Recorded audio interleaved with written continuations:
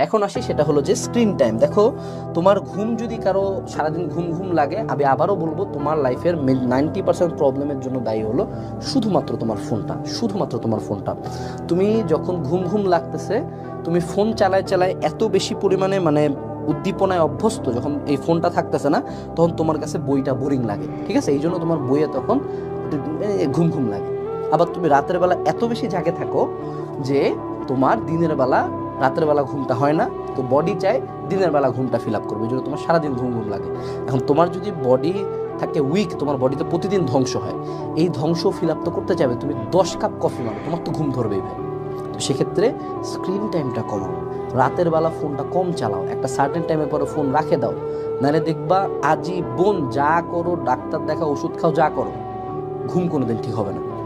Last but not list একটা জিনিস মনে রাখবা, সেটা হলো এগুলো সবগুলো কথা শোনার পরেও যদি মনে হয় যে না ভাইয়া আই হ্যাভ ট্রাইড এভরিথিং, তারপর আমার ঘুম ঠিক হচ্ছে না, তাও ঘুম ঘুম লাগে, মনে রাখবা যে you don't try hard enough. দেখো, এই যে আমি ভিডিও শুরুতেই বলছিলাম যে if you are obsessed, if you are motivated, if you are dedicated towards your craft, your study, your career, your life, তাহলে কিন্তু তোমার ঘুম কোনো ম্যাটার করবে না। আমি আমার নিজেকে ঘুম থেকে উঠানোর জন্য মেলাবার থাপড় মারছি, বাথরুমের মধ্যে পানি ছাড়িয়ে দিয়ে পানির নিচে মাথা ধরে বসে রাখতাম, মাথার মধ্যে ভিজা কাপড় বারান্দা রাখতাম, পুরা 1 বোতল করে চা খাইতাম, বিকজ আই ওয়াজ অবসেস যে আমাকে পড়তে হবে, আমাকে চান্সটা পাইতে হবে। সো তোমরা যারা এই যে ঘুম নিয়ে পেন খাচ্ছ, majority of the time you don't try hard enough to stay awake. তুমি জাগে থাকা ট্রাই করো না, যখনই ঘুম ধরবে মুখের মধ্যে পানি মারো, সুন্দর মতো পানি মারে আসে আবার টেবিলে বসে থাকো, 15 মিনিট পর আবার ঘুম ধরবে, আবার পানি মারো। এমনি করে যখন 3 থেকে 4 দিন বা 7 দিন তুমি দিনের বেলা যেই টাইমটাতে তোমার ঘুম ধরে তুমি ঘুমাচ্ছ না, তুমি নিজেকে ঘুমাইতে দিচ্ছ না, তোমার ব্রেন অটো টাইমটাকে পিছায় নিয়ে যায়, অন্য একটা টাইমে তোমাকে ঘুমটা দিবে।